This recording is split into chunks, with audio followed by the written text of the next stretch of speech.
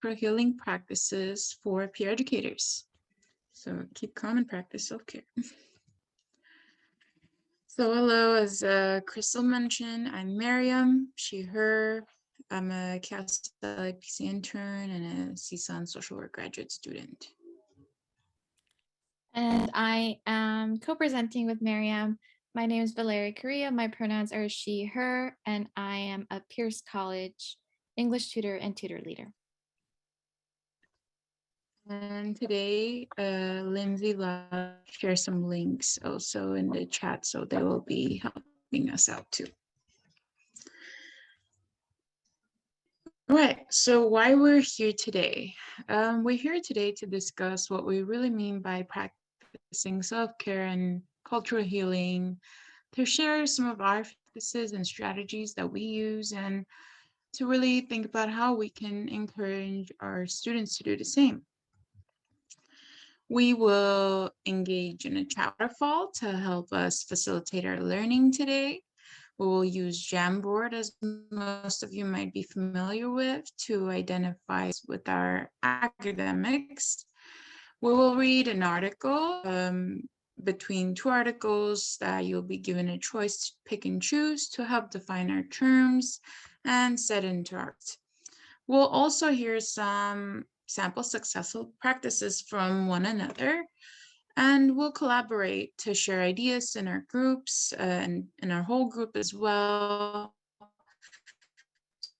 So please, if you can't go into a breakout room, message Lindsay Lazo. Agreement that I wanted to go over with you all would be meetings and discussions. Remember, it's okay to have a different opinion or idea, and the definitions that will be shared today and practices are just samples. So there's many different valid answers and practices, as everybody's different. There will be a collaborative discussion, so please be ready to share if you can. Remember, be kind to yourself and others. Learning needs risk, and risk needs trust. And it all starts with kindness. And again, interact. You can use chat, reaction button, appreciations. You can also raise your hand if anything, or just unmute and share aloud as well. So chat waterfall is basically a little idea where we will give you a question and you will have 1 minute to think about the question. And when you do have your answer, you type your answer in the chat, but you don't hit send until we tell you to do so. So I hope you all are ready and we'll get started. All right, everyone. So our chat waterfall for today is we want you to think about something that you brought with you today that will help guide your learning. So you might have brought a specific question with you. Maybe you saw like the title of this workshop and thought, oh, this might be something that I'm interested in or that will help me in my practice. Maybe you have an idea or an experience that you'd like to share. Or maybe it's something physical like coffee or a notebook that's going to help keep you present. So we're going to give you 60 seconds to think about that. Write it in the chat, but don't hit send. So I'll set my timer right now for 60 seconds, and then I'll let you know when you can hit send. My little sticky notes with me to take notes on, notebooks, hot water, notebook and pen, open mind and a yearning to be a better peer educator. Love it. Love the dedication. Okay, Maddie brought in a question. How can I suggest self-care strategies during a tutoring session? Phone for note-taking, coffee. Love it. Physical object. Self-care practices in a fully online environment. Awesome. Water to stay hydrated. Love it. Thanks so much for participating in that. We're going to move on to our next activity that is actually going to help us think through and introduce the subjects that we're discussing today. So, in a moment, Lindsay's going to put a link to the Jamboard. Um, but we'd like you to first pick one of these terms. So, culture, self care, and healing. Um, and in the Jamboard, briefly define what it means to you by posting on there. So, Miriam, could you share your screen to the Jamboard? And then Lindsay, could you, thank you. So there's the Jamboard link right there. And then Miriam's gonna share her screen on over to the Jamboard. And we have some examples on there for, yeah. So, Right. go ahead. So, if you don't know what a Jamboard is, we can basically use sticky notes. When you click on the sticky note, you can type in what term you choose. So let's say culture, and whatever you think it means to you, and or why you picked your term and the definition, and then you click save, and it automatically transfers to your screen. You can make it bigger, rotate it, change the color, whatever you would like. That's how it's done. Awesome. Yeah, I see some responses already there. Thank you. And those are really awesome definitions, and I resonated with some of them. So some characteristics that I wanted to go over based on research on cultural healing and self-care would be that, as you know, some of you mentioned, cultural healing wise, having your mind, body, and spirit derived and holistic approach to heal.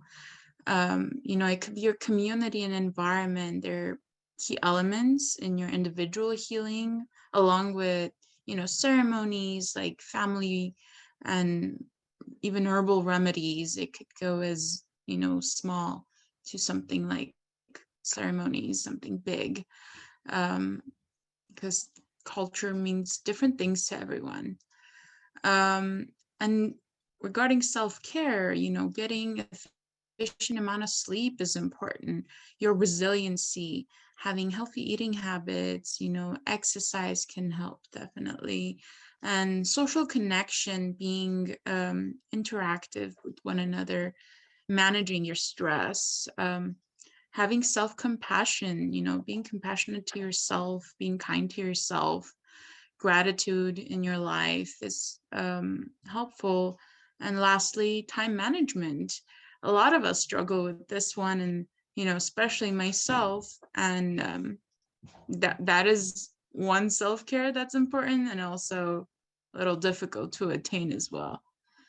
But moving forward, and these resources will be shared with you towards the end of the workshop as well.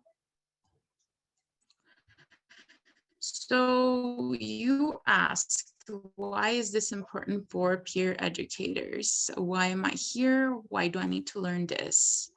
Well, according to research, and to previous trainings too that we may have, you already know that peer educators are the key, the bridge for students to succeed academically, and not only academically, but socially, emotionally, mentally, and physically in college settings.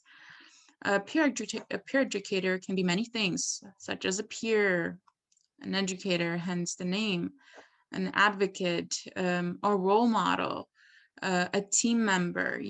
As peer educators, you're involved with your tutees or students that you work with. You form teams, you model certain tasks, you advocate for them, for could be their well-being, for their academic success. And as a peer educator, you have the power to help students' academic success in many of these different ways that can eventually have a positive and meaningful impact towards your students and the people you come across to. And again, how are students impacted if there is no self-care or cultural healing? If we can't get to have family time or read or journal or have good amount of sleep even. So this can impact our executive functioning, which is a set of mental skills that help us get things done. So when the executive functioning skills are impacted, then we will have difficulty planning or managing our time. We'll have not so great organizational skills, and we might even forget things. This can also impact our cognitive processes. And these are the many processes that work together in the formation of thought, just like similar to metacognition. This will hinder us from not paying attention, and we'll have some difficulties problem solving, might even have some poor judgment and decision skills. Receptive language skills will be affected as well, where we will have hard time understanding language, not responding to other people's language, and difficulty following directions and really identifying things. And lastly, if there is no self-care or cultural healing, then expressive language skills are impacted as well. So now we not only have a difficulty understanding language, but now we have a difficulty communicating language.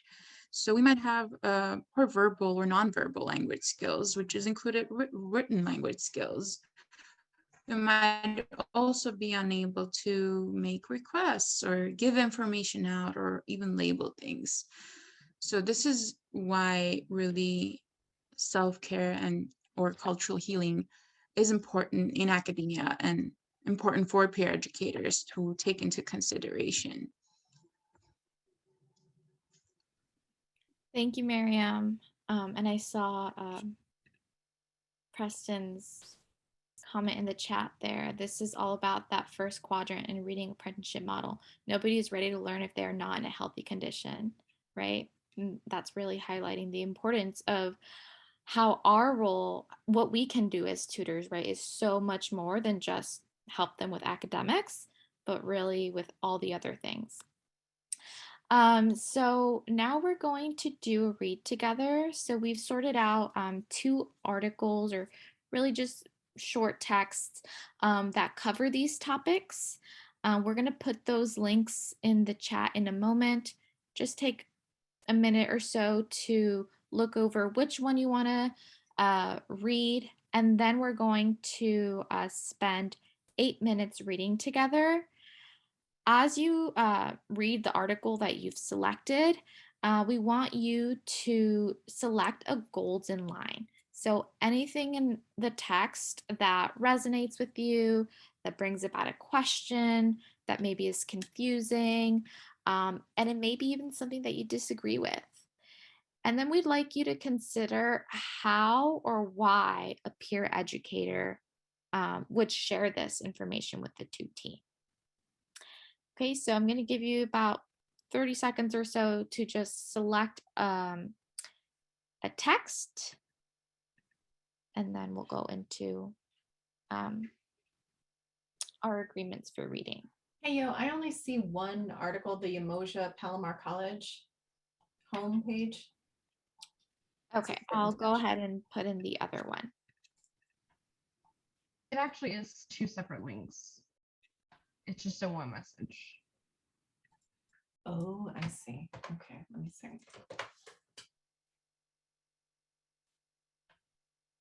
I see. Okay, I got them. There's 2 separate links. Got it. If you put them, if you take that whole link together, a whole different thing comes up. So, all right. So 2 separate links. Good to know. Thank you. All right. So hopefully you've selected which article you'd like to read. And so just some agreements we're reading together. We're going to read silently. Feel free to start or stop wherever you like. It's okay not to finish the whole thing. It's totally okay to disagree with the author. And then once we return from those 8 minutes of reading silently, We are then going to go into a breakout room where you'll discuss your golden line with your group members. So if you can't go into a breakout room, just go ahead and direct message Lindsay Lazo, and they will not put you in a breakout room. Are there any questions about what you're doing right now? I went ahead and put those articles also in the chat there. So, all right, so I'm going to go ahead and start the 8 minutes now, and then give you a heads up when we're returning shortly. And once you're in your breakout rooms, of course, introduce yourself, your name, your role, your pronouns. So it might be something like, hi everyone, my name is Valeria. I'm an English tutor. My pronouns are she, her. Share the article you read. So I read the key characteristics of successful students. And this was my golden line. You share your golden line. And we'd also like you to discuss what self-care and or cultural healing practices you do, what you practice, and how might practices like these benefit the students that you work with. So connecting it to peer education. So you'll be in a breakout room with about 3 people. I'm going to put these questions for you to discuss in the chat so that they are accessible to you in the breakout rooms. And we'll be in there for about 10 minutes. Are there any questions about the activity right now? And then if you cannot go into a breakout room right now, would be a perfect opportunity to let Lindsay know. Yeah, I think I got everyone in a breakout room. So are we ready to open them up? Yeah, I think we're all ready. Go ahead. Perfect. All right, see y'all.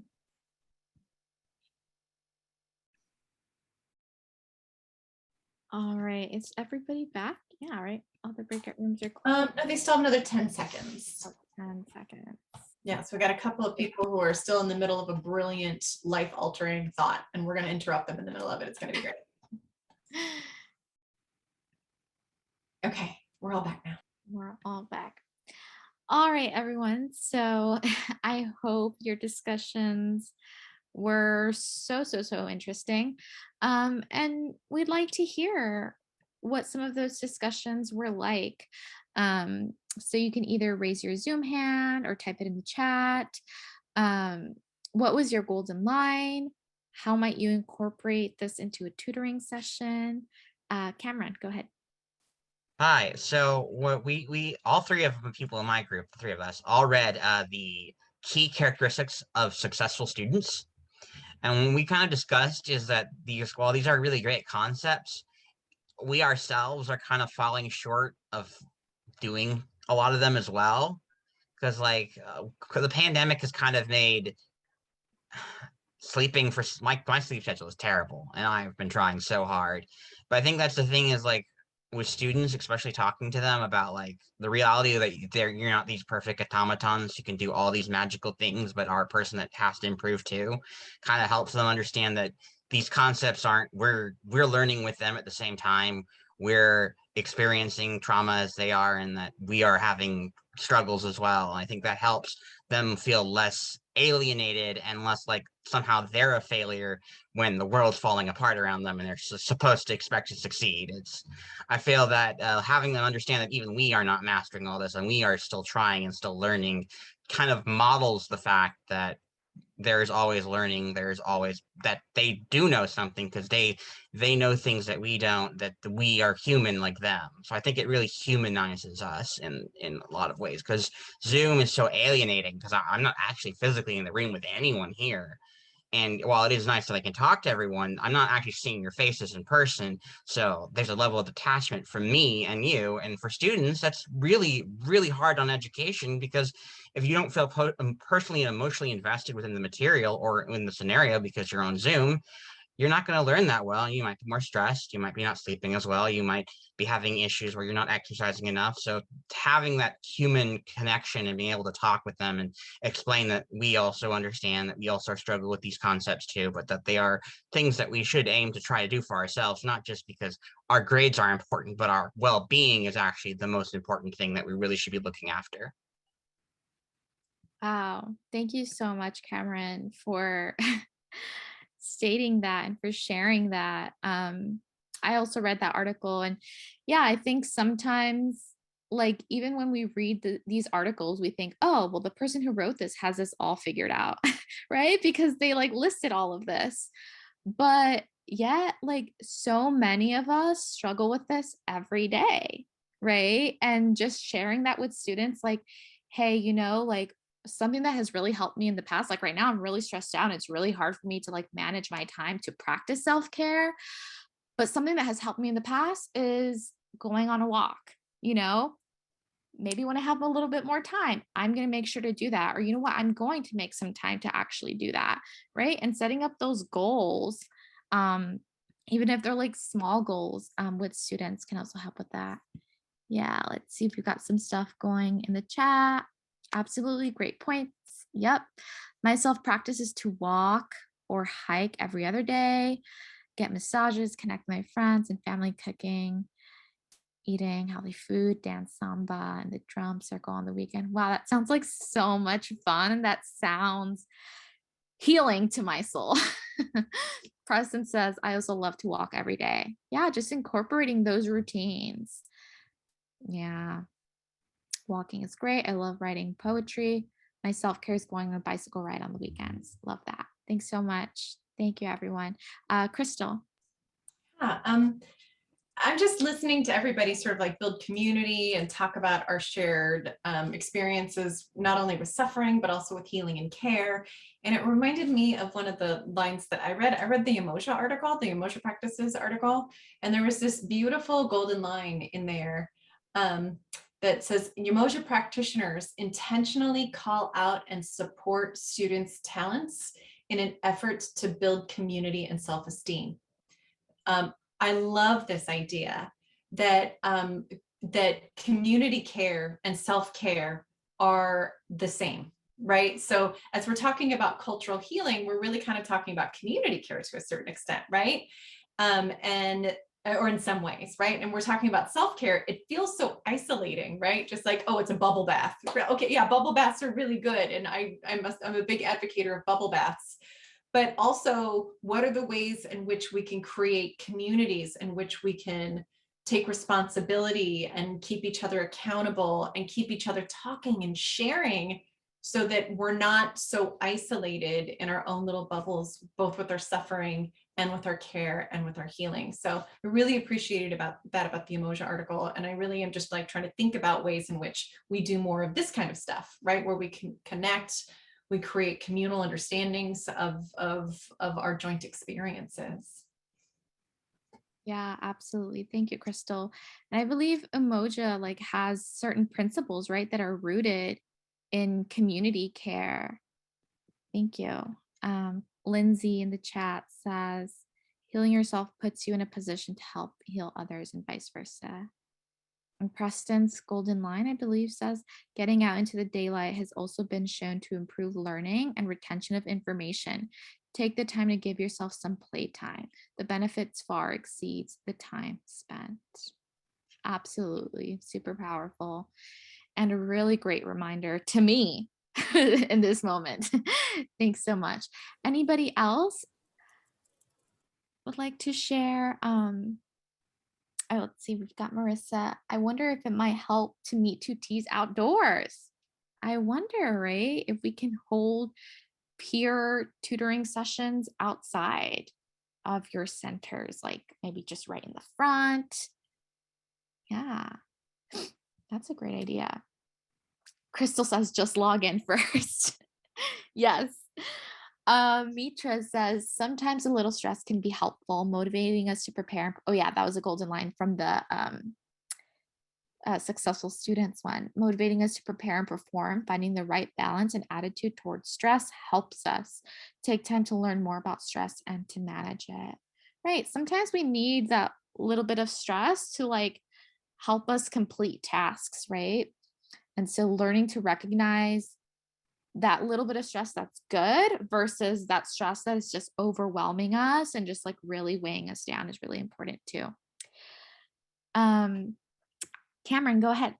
I wanted to comment on what Crystal had said earlier about acknowledging students when their talents. One of the things that I think we should always acknowledge is that they came to tutoring in the first place, because it's a sign of strength and vulnerability that they're willing to come here, because it takes a lot of courage for someone to say, I need help. It takes a lot of gumption to do that and take the steps, because it's very easy to just fail and just not do anything, not respond. And the fact that these students are trying and finding routes by coming to us to ask for help, that's something that we should always applaud them for, because they're like, oh, I don't really know anything. I'm like, well, you did know something because you came here, which is a sign of intelligence. And I think one of the things is like also training them out to considering themselves stupid, which is another kind of counterproductive thing they'll do. And that's when I'm always like, you're not stupid. If you're not stupid. You came to tutoring because you didn't understand, and it takes a level of intelligence to understand when you are stumped and when you need help.